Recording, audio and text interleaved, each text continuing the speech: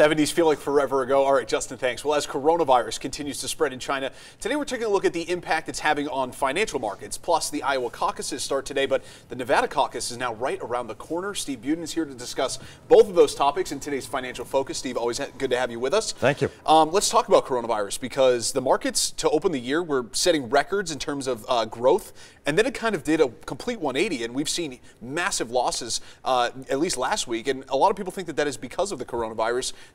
Are you of that belief as well? Yeah, I would agree with that. And a couple of lessons to be learned here.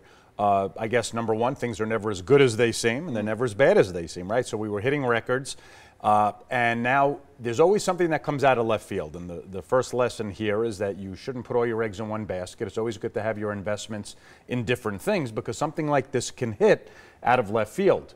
2 months ago, nobody even knew what the coronavirus was. Right. And now it's on the front pages. So the problem now is the markets are trying to figure out how long will this last, right? We're getting inconsistent information, and the longer the inconsistent information comes out, the markets don't like uncertainty. We're not sure how long this will go on.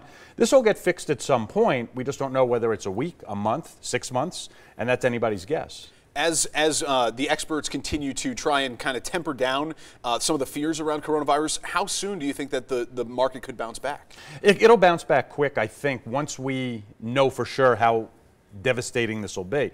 Whether it's 10,000 people, 20,000 people, or God forbid 100,000 people, that'll impact things. Pretty much China, one of the largest economies in the world, is on shutdown. There's quarantines all over the place. There's travel restrictions, and it has a global impact, especially here in Las Vegas. We're a tourist destination, and if people can't travel, that could impact us at some point. Absolutely. Still a lot of questions in terms of the extent of the spread, and with questions comes uncertainty, and like you said, the market does not like uncertainty.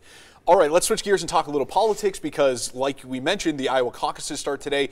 I mean, caucus season is here. Nevada's caucus is not far away at all. How big of an impact do you think that could have on our local economy? Hopefully it'll be good. I think if the Iowa caucus, which is the first one, if there's not a clear winner and nobody drops out and more candidates have to come to Vegas in the next few weeks, great for our economy. Lots of TV ad buys, lots of print media, lots of interviews, lots of reporters coming and staying in hotels. So the longer this can drag on, for the next few weeks at least, it's good for the Nevada economy. So if you're just at home, politics aside, and just hoping for the best outcome for our local economy here in Southern Nevada, you think we should be rooting for a pretty even split in terms of the Iowa caucus? Perfect scenario for the Las Vegas consumer and our economy is a 5 or 6 way tie for first, because then they'll have to stay in the race, and I think New Hampshire's next, and then Nevada in a couple of weeks. So the more these candidates can stay in and the more competitive it is, it's great for us. I will caution folks that once the caucuses start, especially today, just because a candidate has a proposal doesn't mean it's going to be enacted into law. Right. So the markets may react, the polls will react, but remember, it's a long campaign season and nothing happens until and unless somebody gets elected.